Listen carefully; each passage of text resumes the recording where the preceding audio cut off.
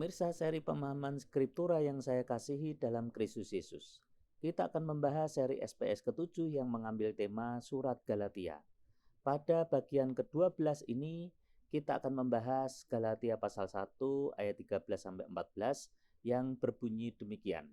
Karena kalian telah mendengar tentang kehidupanku dulu dalam keyahudian, bahwa aku tak terhitung menganiaya umat Tuhan dan ingin membinasakannya, bahwa aku di dalam keyahudian melebihi banyak teman sebaya di antara bangsaku yang sangat bersemangat dalam hal adat istiadat nenek moyangku.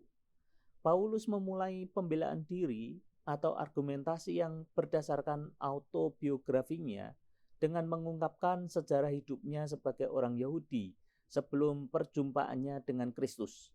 Sebelum perjumpaan itu dirinya merupakan seorang Yahudi yang taat, dan itu diungkapkan dengan bukti-bukti yang menggambarkan ketaatannya.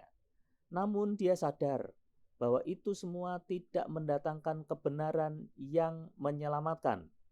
Kesadaran itu sendiri baru muncul ketika terjadi perjumpaan dengan Kristus. Peristiwa perjumpaan itu menjadi titik balik dari kehidupannya. Pengutaraan autobiografi ini mengungkapkan suatu perubahan yang sangat besar dan radikal di dalam hidupnya melalui perjumpaannya dengan Kristus.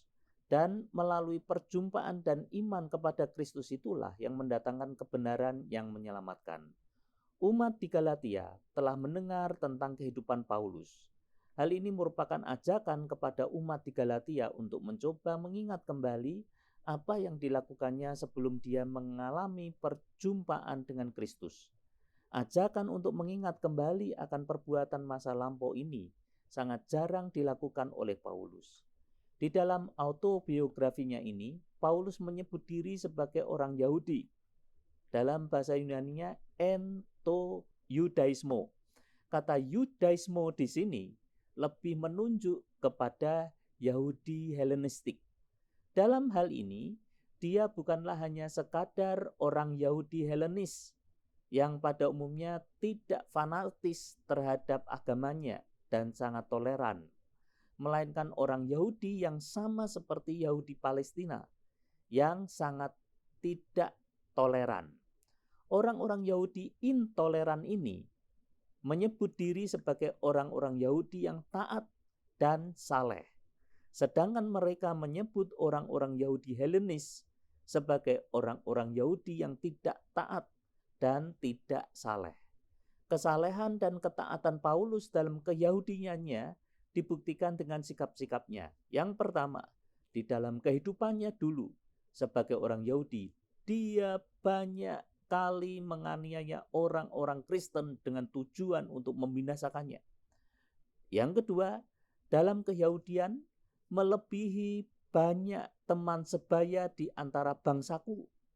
Dan yang ketiga, dia berkata yang sangat bersemangat dalam hal adat istiadat nenek moyang.